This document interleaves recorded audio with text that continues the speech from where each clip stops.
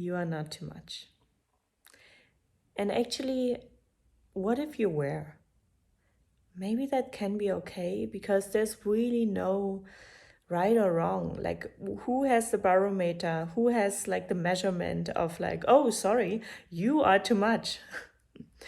You cannot be that much. You are too much. Has anybody ever said that? It doesn't actually exist, because feeling how much we are is just so, subjective. You don't like everybody that you meet. Nobody likes everybody they meet, and that is okay. It's more about how we deal with people, how we engage with people. Can we do it with respect and with kindness? And if somebody cannot do that with us, or we cannot do that with someone, can we give them the benefit of the doubt that they maybe don't know how, or that they don't realize themselves? Instead of taking it personally and thinking, oh, I'm not allowed here, I don't belong, I am too much, I'm not enough. And instead, watch also how you feel about people. Do you observe people in a critical, judgmental way? So maybe you can start with yourself to notice, oh, where am I doing this to protect myself? And often we do it in order to protect ourselves. And so do other people. So when we understand ourselves better, we also understand other people better, and that it actually has nothing to do with us, but, with their sense of value as well. And when it comes to feeling too much, to share your feelings with somebody, or to call them up when you're not feeling well and just cry on the phone or scream or whatever it is that is going on with you and that you need to express. Maybe you grew up in a way where other people around you didn't have the same level of depth or level of sensitivity as you. And so often in those times, maybe people didn't have the right knowledge or wisdom or sensitivity, empathy, compassion to, let you be you and accept you as you are. And often if we can't do that, then it says more about ourselves in terms of, whoa, this person has a lot of feelings, I don't know how to handle them. And, I see this a lot in when I think of my own upbringing, of teachers, of my parents. Often I felt like I had so many big feelings and they didn't know how to handle that.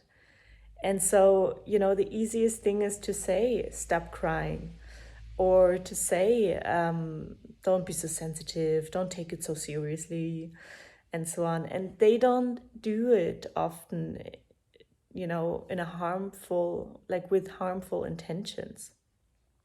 Sure, there are situations where people may, project all their anger and sadness and resentment onto you, and you have suffered under that. And if that's you, then I'm really sorry that that happened to you. But still, it speaks more about where they come from than about that you're not allowed to be who you are. And if you took on this belief that there's something wrong with you for feeling deeply or having a lot of emotions and being a lot, laughing loud, like I remember at some point I was dating somebody, and that I was very young, maybe in the start of my 20s, and that person was living with other people, and they said, like, when we were, I don't know, cooking and staying in the kitchen very long, the next morning they said, wow, how many people were you in the kitchen? And the person said, oh, just the two of us. And they said, like, wow, Vanessa has a really like loud laugh and so on. And that made me feel like, okay, I need to, like, that made me feel embarrassed and made me feel like, oh, I shouldn't laugh so loud. So that, I think unconsciously I started being more quiet. And sometimes it can be such tiny moments that influence us, and especially if we like somebody, right? Like we want to get it right. And the more I see like content around like, how can I get it right? How can I be loved and stuff? I see more and more that this is not the right question to ask.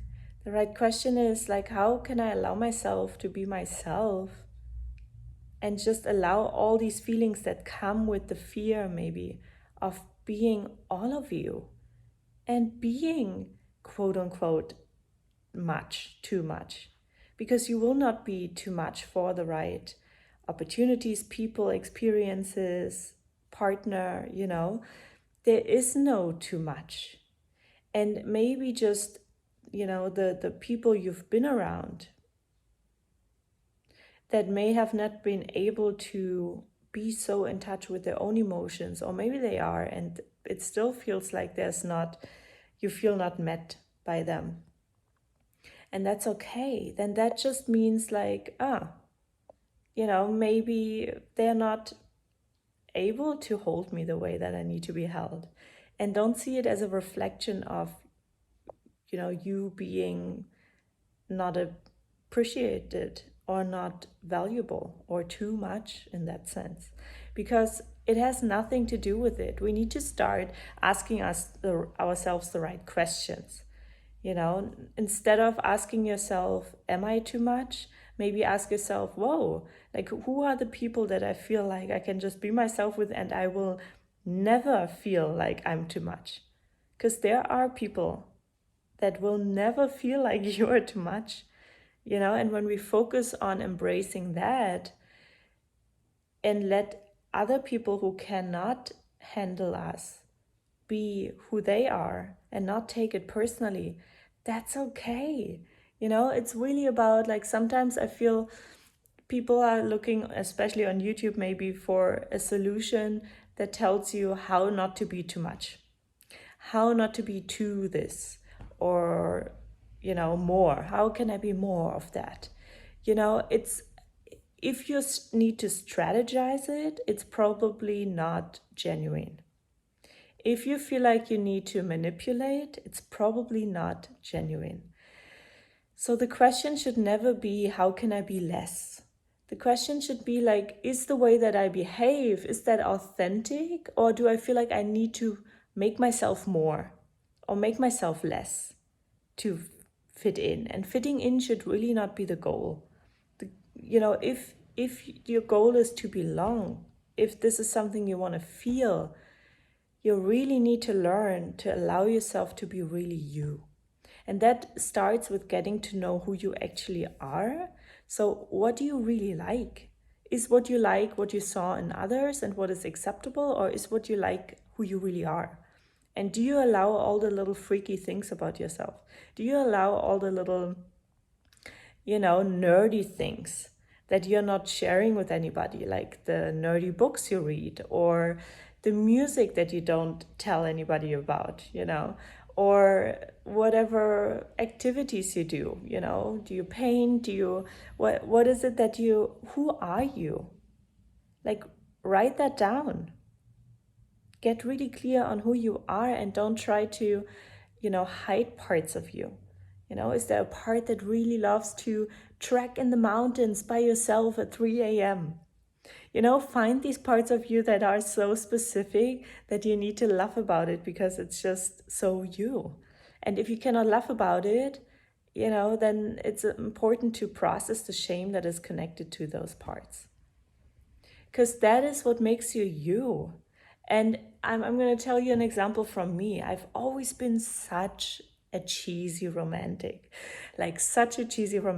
and I love and I love romantic movies, and I love poems and poetry and books, and just like when it rains and you have a candle on, like, I love the idea of loyalty and romantic gestures and all these sort of things. And that is something that I feel, many of my friends would always roll their eyes on or something. And I toned that down so much that I, even in relationships didn't, see that as a standard or look for that in people.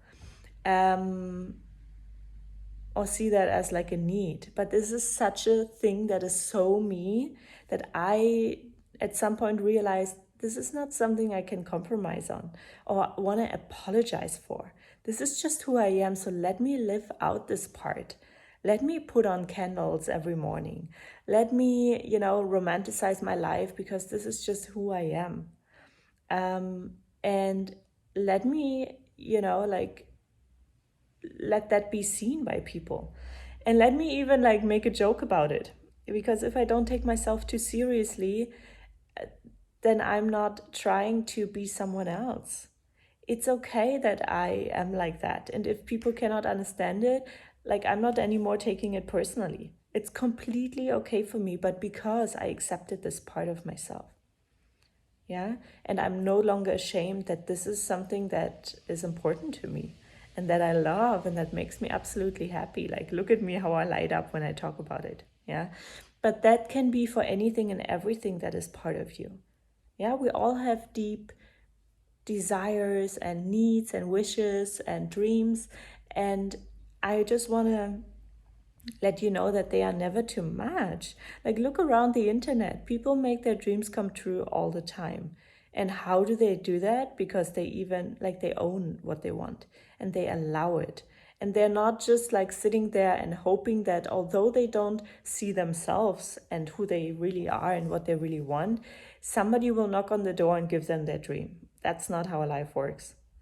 How life works is you own who you are and what you want, and then this is when you open up energetically even to these possibilities.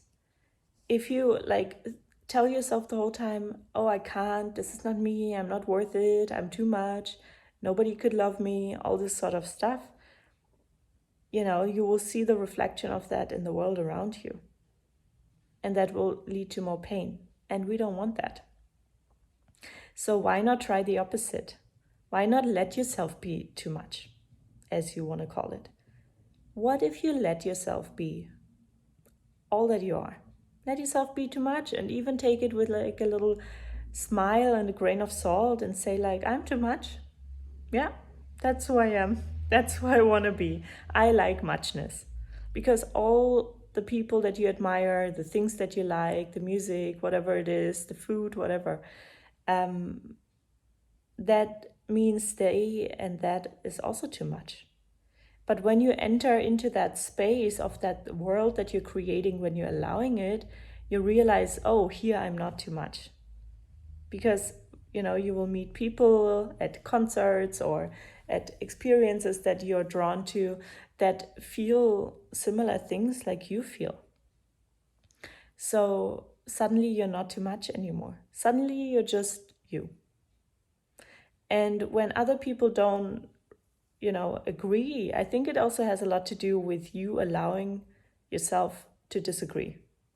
And you allowing yourself to be you despite what anybody may judge or feel or think. Because we all feel and think something completely different. So it's an endless task to get everybody to agree with you.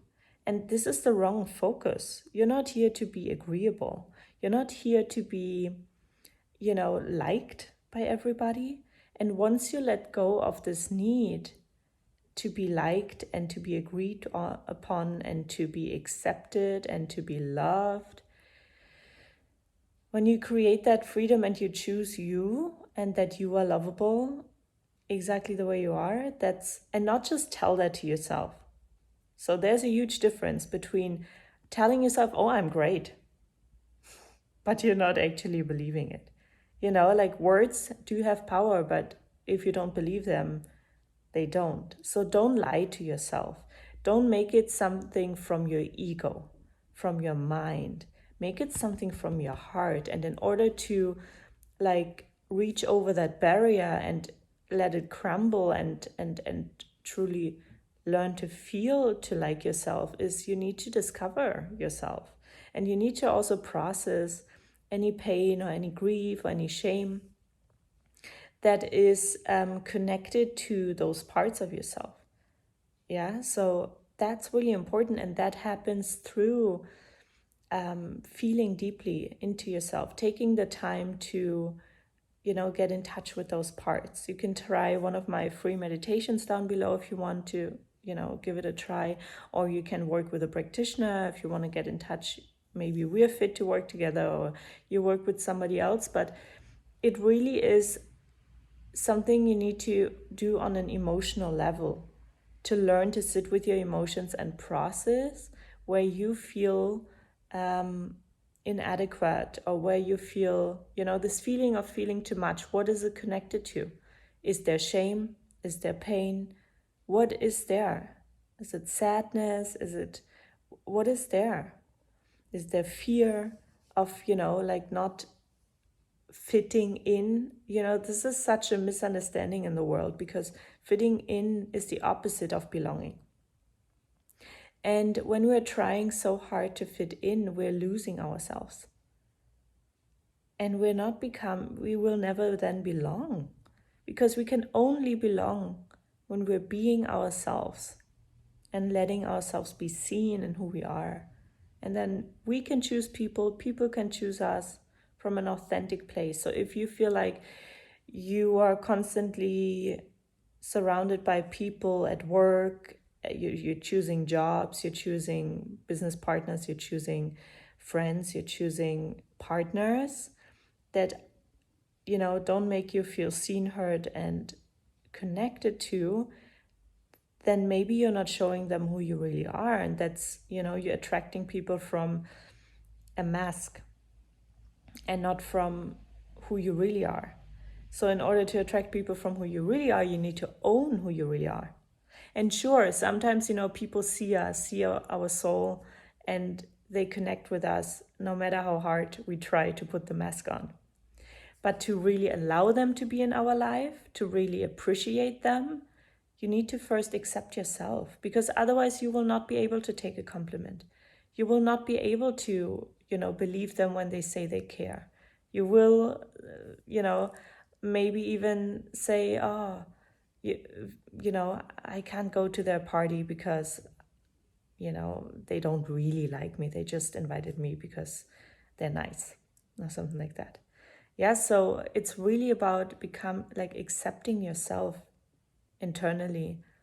That makes such a difference in how you feel about yourself and how you move in the world, and how you allow people to come into your life that add to your life, that contribute and make you feel good and loved and supported. But it really starts with accepting your muchness, or whatever it is. Yeah, so I want to leave you with that today. Look inside, get to know yourself. Try out my Soul Clarity Journal if you want. It has a whole lot of incredible journal prompts that, make you connect to your heart and your essence. There's some meditations in there as well. And it really is about, we always want the quick fix. But let me be really honest, it's not a quick fix. It's not gonna, if you wanna accept yourself, it sometimes takes a little longer than a quick one session. Sometimes people, they book one session and they think it's gonna change their whole life. It can, but don't put so much pressure on yourself and on the practitioner, because it took you years to get here. So it's gonna take a little more than one session to feel free and alive inside of you if you haven't for a while. Okay, so let it be a journey.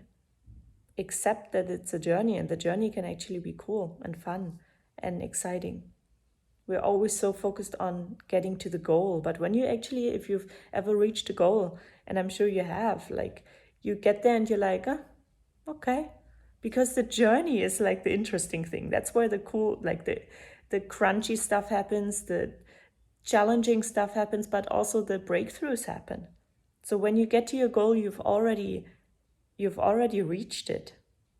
And then you may even feel a little empty, or feel a little okay. And no wonder you want to try something else and set a new goal, because actually what you're falling in love is the journey. The breaking through and learning something new and becoming someone new. And that's really powerful, I think. So yeah, I'm gonna leave you with this. I hope that helps in some way, and I see you in the next video.